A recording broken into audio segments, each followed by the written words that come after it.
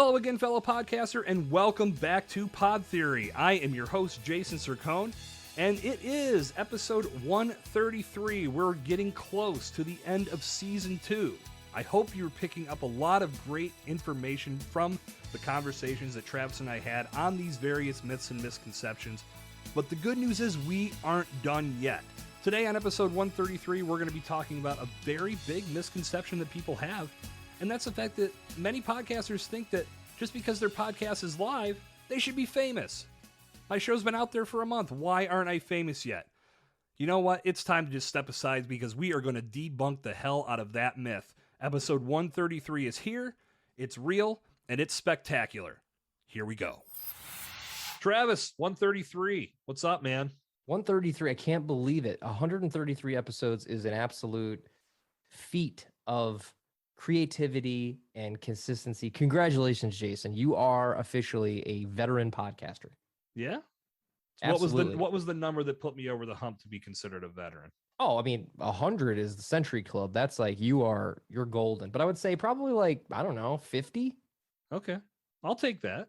You know, especially with another podcast in production that I wanted to take a quick second to let everybody know about. So I am working on a second show. And it's funny, when I started this whole venture, I did mention I was going to be doing 2 shows. It just took me a year to get to the second one. So the new show is called Evolution of Brand. And I'm going to be talking with entrepreneurs about their stories. And not just entrepreneurs, but professionals in all different spaces. Anybody that's developed a brand, whether it be their business or a personal brand, bringing them on to dig deep into their stories and find out about some of the struggles, some of the things that it really took to get them to where they are today. And then sharing some actionable strategies that listeners can take and apply to their practices. I'm really looking forward to this show. So Evolution of Brand is going to be live fall of 2021. I mean, it makes sense. You'll hear Travis's voice there too. I mean, I got to bring you on that show as well to record an episode with you. That sounds great. We're going to change the tone a bit, but it'll still be fun. And it's going to be digging more.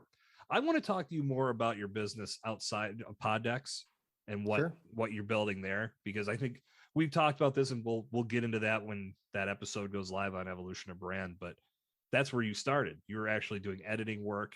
And I think a lot of people associate you as the Poddex guy, which makes complete sense because you've done a tremendous job building that brand presence. But I know there's more to your story, and we're going to dig it up. And I'm going to ask you some very interesting questions. It'll be fun. Love it. Good stuff. Well, let's get into today's subject. My podcast has been live for a month. Why aren't I famous yet? Now, this misconception is not just related to a month.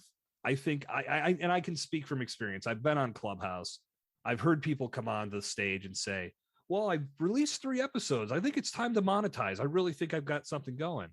And to me, it was fun. One time this happened, I had other people on the stage saying, yeah. And I finally said, wait a minute. And I jumped in and said, pump the brakes. 3 episodes. And I went the complete opposite way. And that's how I feel about it. I feel like it's one of those things that I know we've talked about throughout this season. People start a podcast and expect everybody's just going to show up and listen. And oh my God, this is the most revolutionary piece of audio that I've ever put in my ears. Not the case. Not the case. Where do you feel this misconception comes from?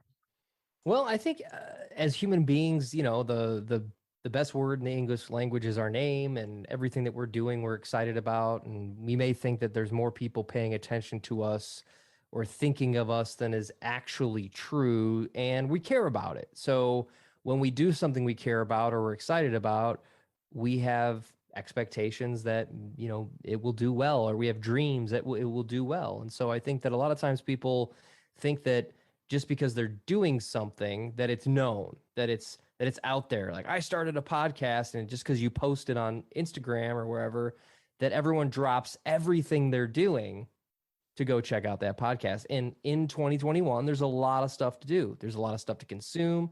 There's a lot of media. I mean, we're inundated with more information than any human being has ever received in the history of time. So I think you have to take that with a grain of salt, thinking that what is the phrase? If you build it, they will come, may have happened in the early days of podcasting. But in today's podcasting landscape, you got to build it, and then you have to invite people to come to the podcast. And then they have to come. And they have to come. I do think that there is a little bit of, I've seen this from multiple angles, but I've seen brands say, we just need to make a viral video, or we just need to, Right. you know, I think virality is something that people want to achieve, but they also think that it's like something you can manufacture, which is not true. Podcasting is a platform that's great because it's more accepted now, but it's like throwing a needle in a haystack because discoverability for podcasts is very difficult. There's no social media feed for a podcast. You have to either go search for that podcast or be recommended that podcast. And so to expect that you just put it out on the internet means that everybody should go get it is going to set you up to feel sad when you're not growing as fast as you want to. I know we talked about this a little bit off mic earlier today in our session, that it's become such a competitive space. There are a lot of podcasts and a lot of specific niches that are drawing people in, but they don't necessarily draw them in immediately. It takes time to build up that discoverability, to build up that recommendability. There's a lot of factors in play. I know I look back on a past podcast that I did, and I don't necessarily think that if I would have kept it going, it would have been different. But I remember, because I was so green to the podcasting game, how upset that I was that it just wasn't getting any listens. It was getting some, but they were trickling in. And I felt like, well, wait a minute. I'm taking all the time to put this great content out there. Why aren't more people consuming it? And now I look back on that, and if I can go back, I just smack that person in the head and be like, dude, stop focusing on things you can't control. Start focusing on what you can control. Yeah. Start putting more value into your content. Start doing things to engage with your audience. Start looking at alternative ways to bring audience members in. And I know for a fact that when I built that show, I wasn't looking at an ideal listener. I didn't have a profile in front of me of the person I was speaking to and wanting to attract to that podcast. So I've grown up a lot. Yeah. So I think we all have that mentality when we start, that we can grow so quickly because this must be the greatest medium on the planet because everybody's doing it and millions of people have a podcast and I'm going to be a part of that wave. Well, there's some truth in that, yeah, this is one of the greatest platforms, if not the greatest platform. I know we touched on that on the last episode. Just what you can accomplish with podcasting versus other mediums is extraordinary and hard to replicate. But you also have to be willing to put in the work that goes along with it. So blowing up overnight, having this, if I build it, they will come mentality. This is not Field of Dreams. Your podcast is not in the middle of a cornfield where ghosts are walking around and playing baseball.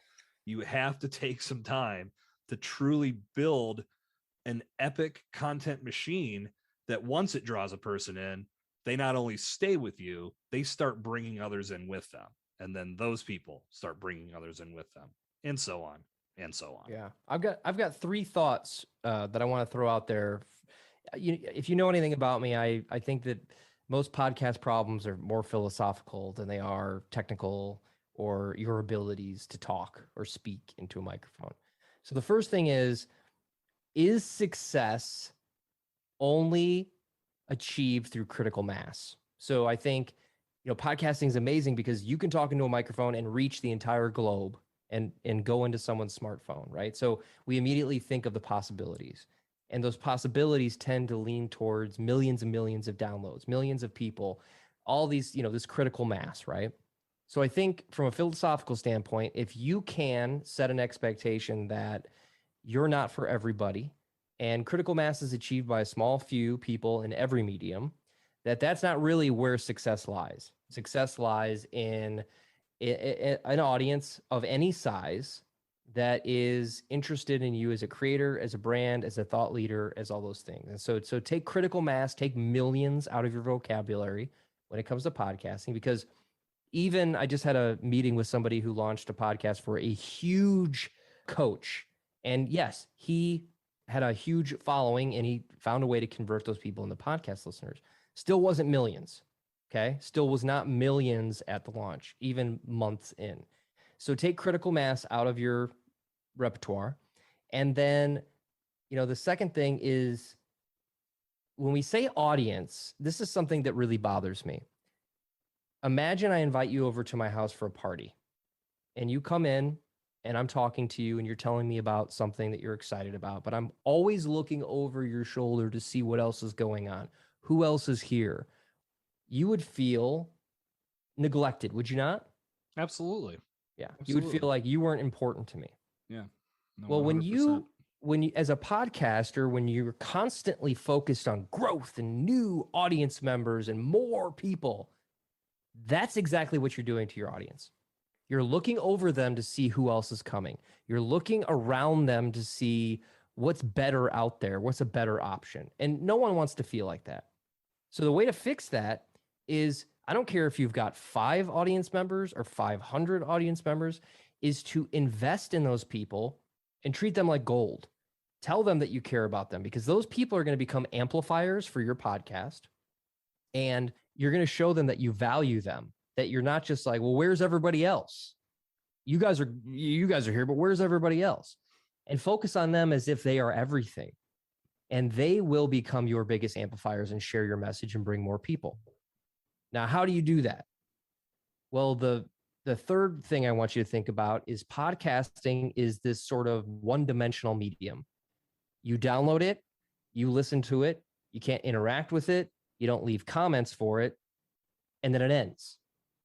So how can you make your audience know that you care about them? Well, you create scenarios that are not all sales to take them after the audio. After the audio is done, you should have some form of call to action. Yes, you can put in your sales message, but invite your audience to spend time with you off air. This is as easy as a Facebook group, a Zoom call, a text group, anywhere where you can actually talk to them and show them that, like, hey, listen, you listen to the podcast and I'm here for you. I care about you, and not be looking over to where everybody else is. So those 3 things combined and then multiplied by not comparing yourself to other people sound like a much better situation to be in, right? 100% yes. Absolutely. And I didn't mean to go on a diatribe there, Jason, because I know this is a conversation, but it gets me really riled up when people are like, well, I just want more people to listen. And it's almost as if they could care less about the people that are already listening. Yeah, we've talked about this numerous times. I know I've made videos about this very subject. Is you've got this engaged group of people, no matter what size it is, in front of you telling you that you're doing a great job. Why wouldn't you tap into that more versus trying to say thanks and going to somebody that isn't there yet? When they get there, talk to them then. Take some time to really nurture that audience you have, because as you said, they're going to be your amplifiers. They're going to be your advocates. They're going to be the ones that are going to tell their friends and their family and their colleagues that this guy or this girl has a kick-ass podcast. You need to go listen to it right now. That type of word of mouth advertising is something you can't purchase. You can't put a value on it because it's invaluable. And we're not taking our time to really embrace that. And that's where I feel that, because, well, I should be famous because I started a podcast, starts to cloud that, because we're thinking about a bigger number. And as we've said many times, the numbers are just vanity. It's really not going to get you anything long term. Let's talk about this in regards to realistic timelines, because again, we use month in the title, and that was more tongue in cheek than anything. Mm-hmm. When I think of a realistic timeline for success, I would say after the first episode goes live. To me, that's personally how I look at it, because I have to be viewing success from my own personal vision. And the fact that I've now launched my show, I'm succeeding. I wanted to do this. I wanted to get my show out there. To hell with the numbers. Those will come.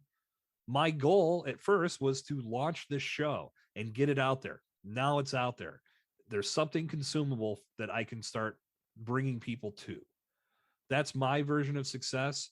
And that's a realistic timeline for me. Well, how do you define a realistic timeline for success with your show? When it comes to success, I mentioned critical mass. So you don't need millions of people to be successful. If you ever have a moment to read Kevin Kelly's article, 1,000 True Fans, I'm just going to do some quick math for you. You need 1,000 true fans to give you $25 every 3 months to make $100,000 a year. Okay.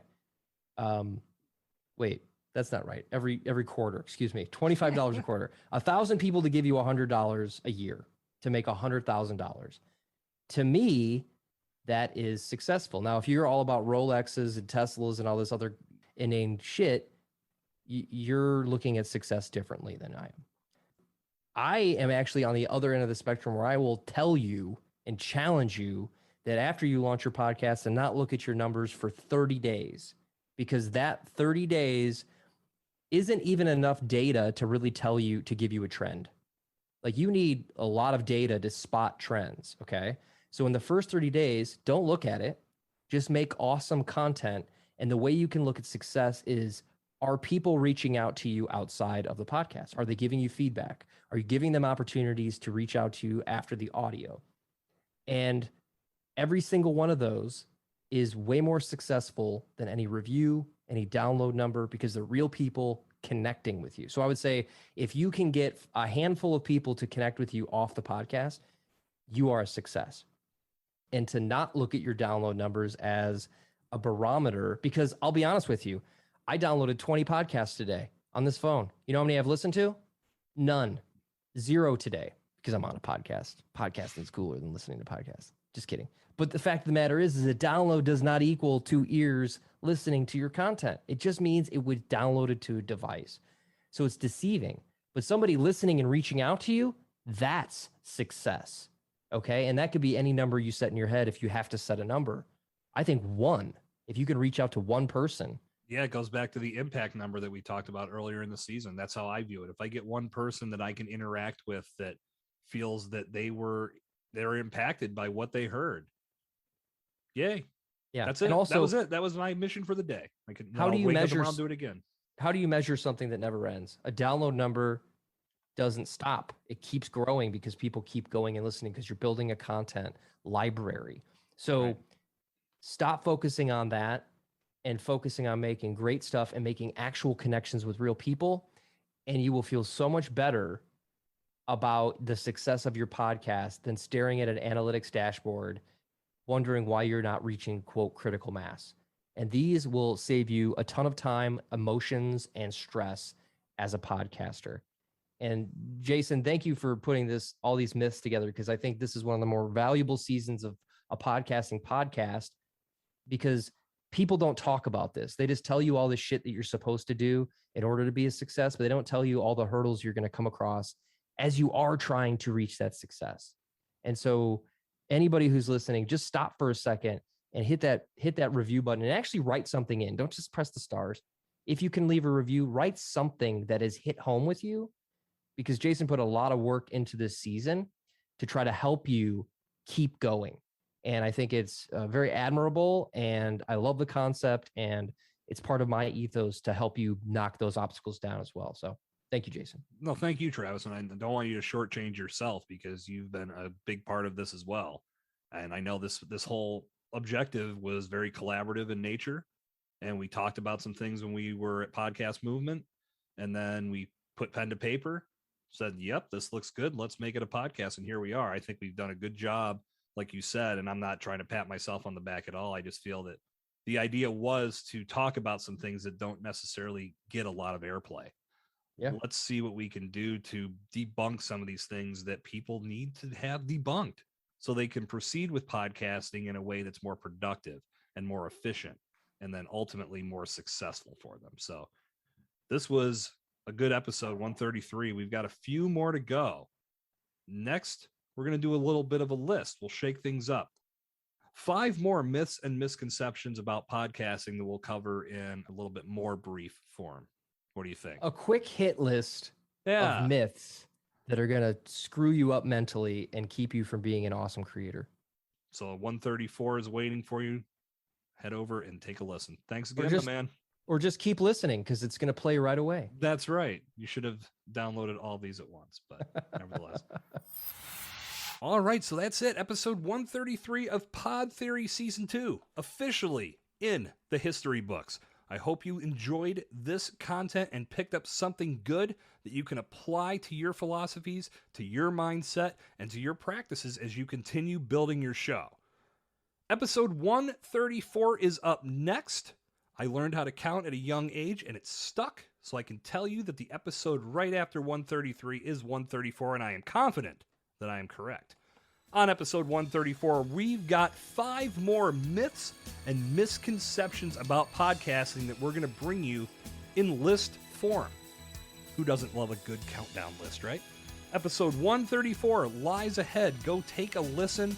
Episode 133 is now behind us. It no longer is. It was. I am Jason Cercone. I will see you on episode 134. Until then, end of podcast. Are you looking to keep the stimulating conversation flowing on your podcast? Of course, and it's easy to do so when you use pod decks. These decks are loaded with episode ideas, conversation starters, icebreakers, and a whole lot more. You can grab each deck individually, purchase them in bundles, or download the Pod Decks app that features every deck, plus podcast mini courses, leads on royalty-free music, connection to the Pod Decks community, all designed to keep your content engaging and make you a better podcaster. Visit poddex.com to learn more today and follow @Poddex on Instagram.